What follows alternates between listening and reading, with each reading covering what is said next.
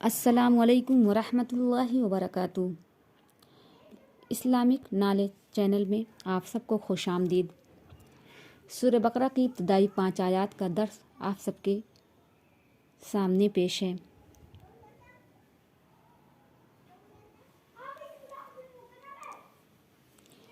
اعوذ باللہ من الشیطان الرجیم، بسم اللہ الرحمن الرحیم۔ الف لام میم ذالک الکتاب لا ریب فیہ ھدی للمتقین الذین یؤمنون بالغیب ویقیمون الصلاۃ ومما رزقناہم ينفقون والذین یؤمنون بما انزل الیک وما انزل من قبلک وبالآخرۃ ھم یؤمنون اولئک علی ھدی من ربہم واولئک ھم المفلحون۔ ترجمہ: یہ وہ کتاب ہے جس میں کوئی شک نہیں، متقیوں کے لیے سراسر ہدایت ہے، ان متقیوں کے لیے جو غیب پر ایمان رکھتے ہیں اور وہ جو نماز قائم کرتے ہیں اور اس میں سے جو ہم نے ان کو رزق دیا خرچ کرتے ہیں، اور جو لوگ ایمان رکھتے ہیں اس پر جو آپ صلی اللہ علیہ وسلم پر نازل کیا گیا اور اس پر جو آپ صلی اللہ علیہ وسلم سے پہلے نازل کیا گیا۔ آئیے سب سے پہلے جانیں حروف الف لام میم کے بارے میں۔ یہ کیسے حروف ہیں، انہیں کیا کہتے ہیں؟ ان حروف کو حروف مقطعات کہتے ہیں۔ حروف مقطعات قرآن مجید کے صورتوں کے آغاز میں پائے جاتے ہیں۔ جس زمانے میں قرآن کریم نازل ہوا ہے اس دور کے اسالیب بیان میں اس طرح کے حروف مقطعات کا استعمال عام طور پر معروف تھا، اس لیے سامعین بالعموم جانتے تھے کہ ان حروف سے مراد کیا ہے۔ بعد میں اسلوب عربی زبان میں متروک ہوتا چلا گیا اور اس بنا پر مفسرین کے لیے ان کے معنی متعین کرنا مشکل ہو گیا۔ بہرحال حروف مقطعات نازل کرنے میں اللہ تعالیٰ کی جو بھی حکمت ہو اس کا علم اسی کو ہے۔ ان حروف کی تحقیق اور تعویل میں سر کھپانے کی ضرورت نہیں، کیونکہ اس کا تعلق ہماری عملی زندگی سے نہیں ہے۔ بس ایمان لانا کافی ہے کہ یہ بھی قرآن کریم کا حصہ ہیں اور یہ اللہ تعالیٰ کے نازل کردہ کلمات ہیں۔ ذالک الکتاب لا ریب فیہ، یہ وہ کتاب ہے جس میں کوئی شک نہیں۔ اس آیت کا مطلب یہ ہے کہ اس کتاب کے رب العالمین کی طرف سے ہونے میں کوئی شک نہیں ہے۔ کسی کتاب کی اہمیت جاننے کے لیے ضروری ہے اس کے بارے میں معلوم کیا جائے کہ اس کا مصنف کون ہے، اور جب یہ واضح ہے کہ قرآن حکیم اللہ تعالیٰ کا کلام ہے تو خود ہی سارے شبہات دور ہو گئے۔ خلاصہ کلام یہ ہے، یہی وہ کتاب ہے، یہی وہ کتاب کامل ہے جس میں جو کچھ بھی ہے حق ہے، سچ ہے۔ ھدی للمتقین، ہدایت ہے متقیوں کے لیے۔ یہ کتاب متقیوں کے لیے ہدایت اور رہنمائی ہے، مگر اس سے فائدہ اٹھانے کے لیے ضروری ہے کہ آدمی میں چند صفات پائی جاتی ہوں۔ اس میں سے پہلی صفت یہ ہے کہ آدمی پرہیزگار ہو، برائی سے بچنا چاہتا ہو اور بھلائی کا طالب ہو اور اس پر عمل کرنے کا خواہش مند ہو۔ ہدن کہتے ہیں اس رہنمائی کو جو منزل مقصود تک پہنچا دے۔ اس سے پتہ چلا کہ جو رہنمائی انسان کو منزل تک نہ پہنچائے اس کو ہدایت نہیں کہہ سکتے۔ ظاہر ہے کہ انسان کی منزل صرف یہی چند روزہ دنیا کی زندگی نہیں ہے، بلکہ ایک طویل مسافت کو طے کر کے آخرت میں اللہ تعالیٰ کے مقام رضا تک پہنچنا اس کی اصل منزل ہے۔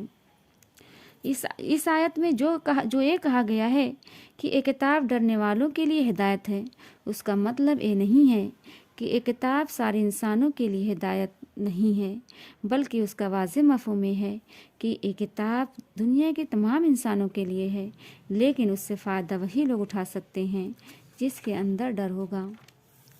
الذین یؤمنون بالغیب، جو غیب پر ایمان رکھتے ہیں۔ قرآن کی ہدایت سے فائدہ اٹھانے کے لیے دوسری شرط غیب پر ایمان لانا ہے۔ غیب سے مراد وہ حقیقتیں ہیں جو انسان کے حواس خمسہ سے پوشیدہ ہیں اور کبھی براہ راست عام انسانوں کے مشاہدہ میں نہیں آتی، مثلا خدا کی ذات و صفات، ملائکہ، وحی، جنت و دوزخ وغیرہ۔ ان حقیقتوں کو بغیر دیکھے ماننا اور اس اعتماد پر نہ ماننا کہ نبی کریم صلی اللہ علیہ وسلم اس کی خبر دے رہے ہیں، ایمان بالغیب ہے۔ چنانچہ اس آیت کا مطلب یہ ہے کہ جو شخص ان محسوس کیے جانے والے حقائق کو ماننے کے لیے تیار ہو، صرف وہی قرآن کی رہنمائی سے فائدہ اٹھا سکتا ہے۔ رہا وہ شخص جو ماننے کے لیے دیکھنے، چکھنے اور سونگھنے کی شرط لگائے، وہ اس کتاب سے ہدایت نہیں پا سکتا۔ وَيُقِيمُونَ الصَّلَاةَ، اور وہ جو نماز قائم کرتے ہیں، یہ قرآن کی ہدایت سے فائدہ اٹھانے کے لیے تیسری شرط ہے۔ اس آیت کا مطلب یہ ہے کہ جو لوگ صرف مان کر بیٹھ جانے والے ہوں، وہ قرآن سے فائدہ نہیں اٹھا سکتے۔ اس سے فائدہ اٹھانے کے لیے ضروری ہے کہ انسان ایمان لانے کے بعد فوراً ہی عملی اطاعت کے لیے آمادہ ہو جائے، اور عملی اطاعت کی اولین علامت اور دائمی علامت نماز ہے۔ ایمان لانے پر چند گھنٹے بھی نہیں گزرتے کہ مؤذن نماز کے لیے پکارتا ہے، اور اسی وقت فیصلہ ہو جاتا ہے کہ ایمان کا دعویٰ کرنے والا اطاعت کے لیے تیار ہے یا نہیں، کیونکہ نماز کو چھوڑنا دراصل اطاعت کو چھوڑنا ہے۔ یعنی تارک نماز قرآن سے ہدایت نہیں حاصل کر سکتا۔ اقامت صلاۃ ایک جامع اصطلاح ہے۔ اس کے معنی صرف یہی نہیں کہ آدمی پابندی کے ساتھ نماز ادا کرے، بلکہ اس کا مطلب یہ ہے کہ اجتماعی طور پر نماز کا نظام باقاعدہ قائم کیا جائے۔ نماز کے بہت سارے فائدے ہیں۔ نماز کی ادائیگی سے ہمیں احساس ہوتا ہے کہ ہم اللہ کے بندے اور غلام ہیں۔ نماز ہمارے اندر فرائض پہچاننے کی صفت پیدا کرتی ہے۔ بار بار نماز پڑھنے سے اطاعت کی مشق ہوتی ہے۔ نماز ہمارے دل میں خدا کا خوف پیدا کرتی ہے، جس کی وجہ سے ہم برائی سے رک جاتے ہیں۔ وَمِمَّا رَزَقْنَاهُمْ يُنْفِقُونَ، اور اس میں سے جو ہم نے ان کو دیا خرچ کرتے ہیں۔ قرآن کی رہنمائی سے فائدہ اٹھانے کے لیے چوتھی شرط اس کی راہ میں خرچ کرنا ہے۔ آدمی وَمِمَّا رَزَقْنَاهُمْ يُنْفِقُونَ میں اللہ تعالیٰ کہہ رہا ہے کہ آدمی تنگ دل نہ ہو، زر پرست نہ ہو، اس کے مال میں خدا اور بندوں کے جو حقوق مقرر کیے جائیں انہیں ادا کرنے کے لیے تیار ہو۔ جس چیز پر ایمان لایا ہے اس کے لیے مال قربانی کرنے میں دریغ نہ کرے۔ مما رزقناہم اللہ کہہ کر اللہ تعالیٰ نے اپنے کسی بندے کو خواہ کسی حال میں ہو نعمت انفاق سے محروم نہیں کیا۔ اس مقابلے کے میدان میں ہر آدمی اپنی اپنی بساط کے مطابق حصہ لے کر بازی جیت سکتا ہے۔ چونکہ نماز کے بعد سب سے بڑی عبادت اللہ تعالیٰ کی راہ میں خرچ کرنا ہے۔ جو کچھ اللہ تعالیٰ نے بخشا ہے وہ سب خرچ کرنا، وقت بھی، جسم و جان بھی کی قوتیں بھی، لیکن سب سے بڑھ کر مال خرچ کرنا ہے۔ اس لیے مال دنیا میں سب سے بڑھ کر محبوب و مرغوب ہوتا ہے، اور دنیا کی محبت ہی ساری کمزوریوں کا سرچشمہ ہے۔ والذین یؤمنون بالغیب بما انزل الیک وما انزل من قبلک، اور جو ایمان لاتے ہیں اس پر جو آپ کی طرف نازل کیا گیا اور اس پر جو آپ سے پہلے کی طرف نازل کیا گیا۔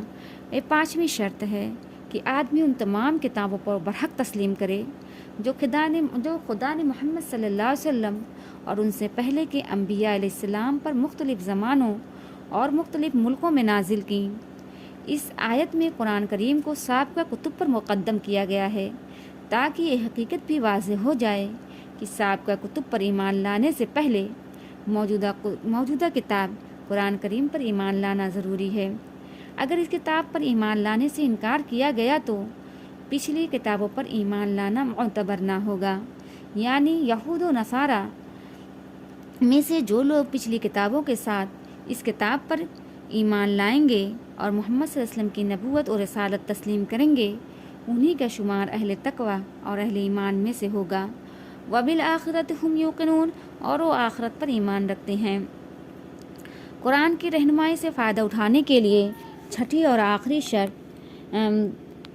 آخری شرط آخرت پر یقین رکھنا ہے۔ آخرت اس چند روزہ زندگی کے بعد آنے والی زندگی کا نام ہے۔ آخرت ہی انسان کا ابدی ٹھکانہ ہے۔ دنیا صرف آخرت کی کامیابی کو حاصل کرنے کا ذریعہ ہے۔ آخرت ایک جامع لفظ ہے جس کا اطلاق بہت سے عقائد کے مجموعے پر ہوتا ہے۔ اس میں حسب ذیل عقائد شامل ہیں۔ نمبر 1، انسان اس دنیا میں غیر ذمہ دار نہیں بلکہ اپنے تمام اعمال کے لیے خدا کے سامنے جواب دہ ہے۔ नंबर 2, दुनिया का मौजूदा निज़ाम अबदी नहीं है बल्कि एक वक्त पर जिसे सिर्फ खुदा ही मानता है। दुनिया के मौजूदा निज़ाम अबदी नहीं है बल्कि एक वक्त पर जिसे सिर्फ खुदा ही जानता है उसका ख़ात्मा हो जाएगा। नंबर 3, इस आलम के ख़ात्मे के बाद खुदा एक दूसरा आलम बनाएगा और उसमें पूरे नौ इंसानी को जो इब्तिदा से क़यामत तक ज़मीन पर पैदा हुई थी बैक वक्त दोबारा पैदा करेगा और सबको जमा करके उनके अमाल का हिसाब लेगा और हर एक को उसके किए का पूरा पूरा बदला देगा। नंबर 4, खुदा के इस फैसले की रूह से जो लोग नेक करार पाएंगे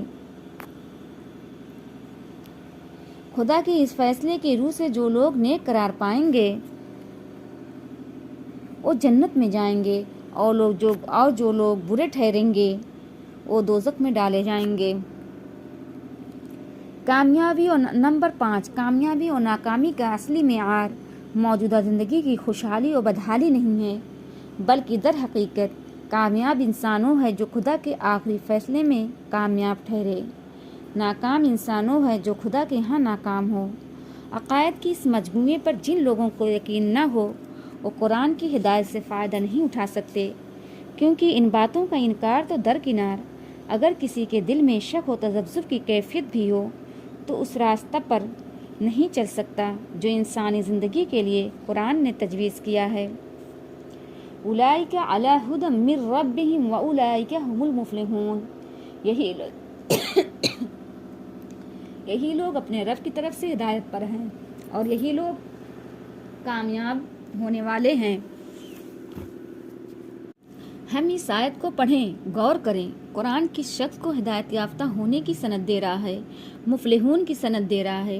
कुरान करीम ने कामयाबी का सर्टिफिकेट उन अहले तकवा को दिया है जो इन औसाफ़ खमसा से मुत्तसिफ़ हों जिनकी वजाहत ऊपर की आयत में हो चुकी हैं, यानी जो गैब पर ईमान रखते हों, नमाज कायम करते हों, अल्लाह की राह में खर्च करते हों, कुरान हकीम और उससे पहले नाजिल होने वाली तमाम आसमानी किताबों पर ईमान रखते हों, आखिरत पर यकीन रखते हों। यही है वो औसाफ़ खमसा जिस पर अमल करके हम खुद को भी मुफ़लिहून में शामिल कर सकते हैं। अब आखिर में अल्लाह ताला से दुआ है कि वो हमारे दिल में अपनी और अपने रसूल की मोहब्बत दुनिया की हर चीज़ से ज़्यादा कर दे और अपने तमाम अहकाम पर अमल करने की तौफीक दे और सूरह बकरा की इब्तिदाई 5 आयात की सिफ़ात से मुत्तसिफ़ कर दे और हमें भी मुफ़लिहून के ज़मरे में शामिल कर दे। व आखिर दावाना मा अलैना इल्लल बलाग।